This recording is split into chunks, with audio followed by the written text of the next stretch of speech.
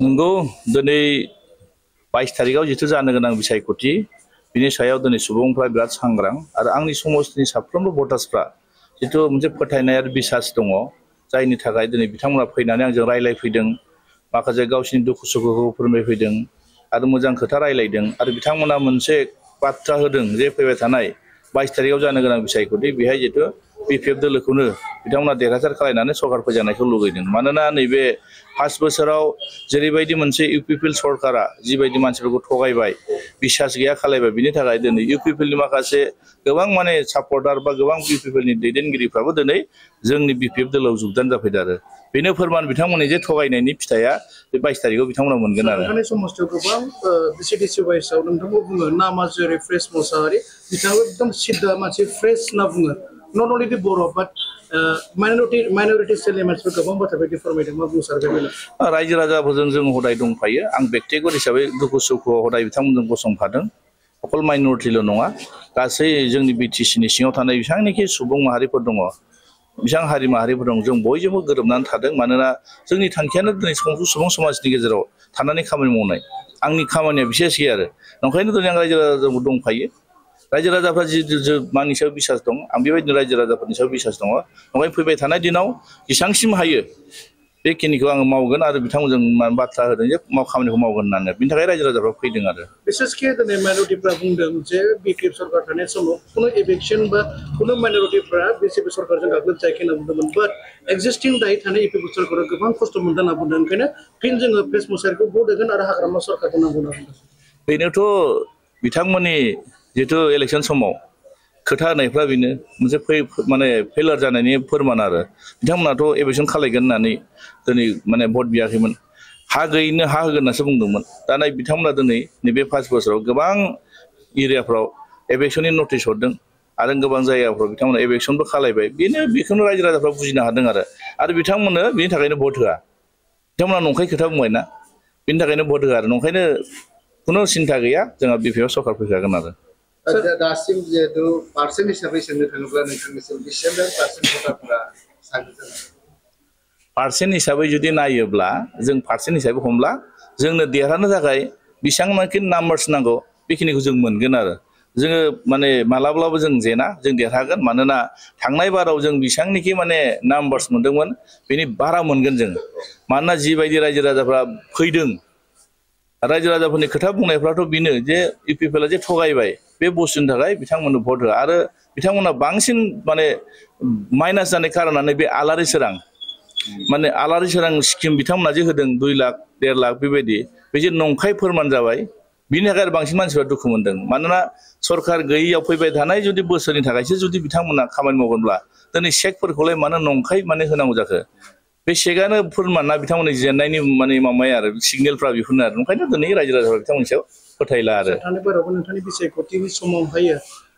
contest हिसाबै रुजुगुरिया दंमोन इउपिपिएलनिफ्राय बै समावनो इउपिपिएल परिबर्तन सरकार होननानै गोबां दोहौ सोलिदोंमोन थिग बेबायदिनो दानि बे एक्जिस्टिं नोंथांनि कन्टेस्टआ रुजुगुरा इउपिपिएल सरकारनिजों गोलैनानै दङ आरो बेजों लोगोसे एपिपिनिफ्रायबो दङ नोंथाङा सोरखौबा सासेनि थाखाय माथा मारिनांगोन होनना सानदों नामा बयबो भट बिगोन सोरबा इउपिपिएलनि केन्डिडेट रुजुग्रा मोसाहारिया बिगोन सोरबा नोङो नैबे एपिपिनि केन्डिडेट हानुक दैमारि नामा बिथाङाबो बिगोन आरो कंग्रेसनिबो बिगोन बयबो बिगोन रायजो राजानि गोसोखौ जायनो बांसिन माने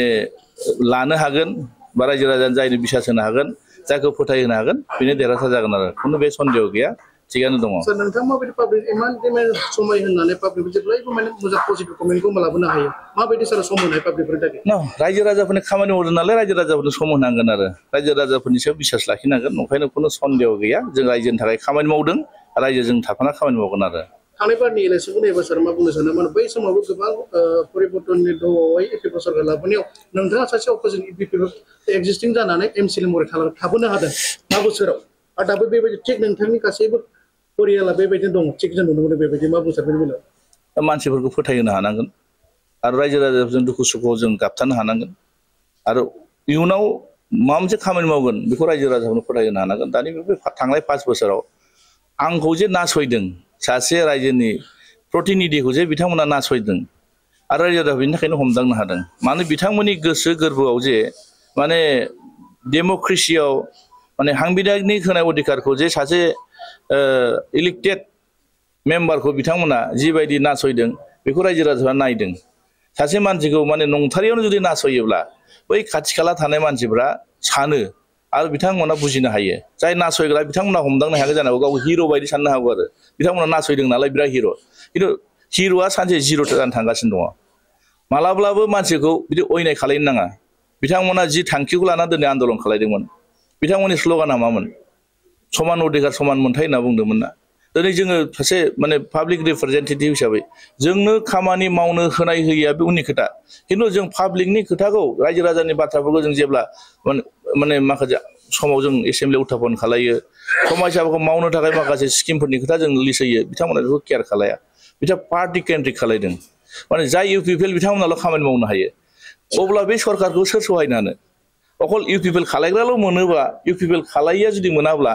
बिथांमोननि सिन्था धारणाखौ बुजिनो सरकारा मानि थाखाय सरकारा जाहैदों मा गासै रायजो राजाफोरनि थाखाय जाय रायजो राजाफोरखौ लानानै दिनै बिथांमोना जौगानायनि खामानि सिन्था खालायदों अकल इउपिपिएल खालायगोनब्लाल' बिथांमोना खामानि मोनोब्ला इउपिपिएल खालायनाय मानसियाल' जुदि सुबिदा मोनोब्ला अब्ला बे राजनितिल' सोर थागोन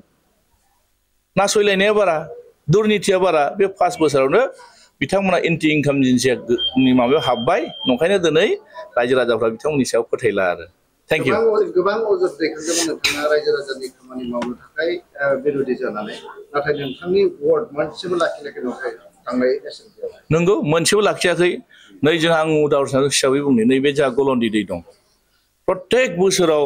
गामिनि हाखौ खुरख'जोबो बेनि प्रटेक्सननि खोथा आं एसेम्बलियाव उत्थापन खालायदों दिनै बिथांमोना बेखौ खुनु सेंसन खालायाखै आरो बिदिनो लामा बिथांमोननि आङो रायजो राजाफोरनि बिराद उसुबिदा जोंहा कमिउनिकेसन बा हान्था मेलानि थाखाय जोंहा उदालगुरि डिस्ट्रिक्ट हेडक्वार्टाराव गोबां फैनो थाखाय उसुबिदा जायो माखासे माने लामाफोरनि लिस्ट होदोंमोन बेखौ बिथांमोना मोनसेबो मावाखै आरो बिदिनो उदाहरन बिराद दङ जे दुब्लियाव माने फोथाराव माइ लांनो थाखाय माने फोथाराव माइ गायनो थाखाय जिथु माने दंग'फोर नांगौ जायो बेखौबो जों बुंदोंमोन बिथांमोननि रेसपन्सखौ आं मोनाखै माने रायजो राजाफ्रा मोनाखै आरो रायजो राजाफोरनि खोथाखौ जों बे एसेम्बलियाव दैखांना होयो ओंखायनो दिनै नुदों बिथांमोना जे एखे मिसलिया बिथांमोना जे नंखाय खोथा बुङो बे फोरमान जाबाय बिनि थाखायनो रायजो राजाफ्रा फैबाय थानाय दिनाव बिथांमोननि सायाव बिसास गैला नंखायनो दिनै जोंहा बिपिएफ बा बेसेबां संख्या नांगौ सरकार दानो थाखाय बेखिनिखौ जों मोनगोन आरो थेंक इउ थांनाय बिसायख'थि बायदि जुदि मेजिक नाम्बार नोंथांमोना जुदि मोनाब्ला खिन्थु मेजरिटि मोननानै जुदि मेजिक नाम्बारसिम सौहैयालासिनो थाङोब्ला थांनाय जि हर्स ट्रेडिंनि मोनसे परिबेगा फैदोंमोन लिलि हटेल बेबायदि जुदि खालामोबा नोंथांमोननिफ्राय माबायदि थांनाय बारनि जिथु माने इलेक्सन देरहाखांनायनि जिथु बारहावा बे सिटुवेसना बेलेगमोन एबारथ' जों नुदों सरकारा जोंहा फैगोन मेजिक नाम्बार बेसेबां नांगौ जों मोनगोन आरो थांनाय बाराव मोनसे दौ दंमोन बिटिआर सुक्ति बिथांमोना बिराद गिदिर गिदिर खोथा बुंदोंमोन बेखौ नुबाय दिनै नंखायनो दिनै मेजिक नाम्बारा जोंहा नांगौनि बारा जागोन जोंनो 21टा नांगौ जों 21टानि बारा मोनगोन आरो सरकार दानो बेसेबां नाम्बार जों मोनगोन ओंखायनो खुनु डाउट गैया रावजोंबो जों बे बिपिएफ हिसाबै माने रावनियावबो सोनारनांगौ दरखार गैया नंखायनो रायजो राजाफ्रा सिन्था खालायदों जे एबारनि बायदि माने जहै सरकार नङा होमबा बिजेपि इउपिपिएल जथाय सरकार खुंनायखौ दिनै रायजो राजा बुजिदों बे नंखायनो दिनै बिपिएफनो जेसेबां संख्या नांगौ बेखिनिखौ होगोन आरो बिटिसिआव माने जथाय सरकारखौ उৎखात खालामनानै रायजो राजाफ्रा जथाय सरकार नागिराखै दा बिपिएफखौ सिंगल सरकार होजानायखौ लुगैदों आरो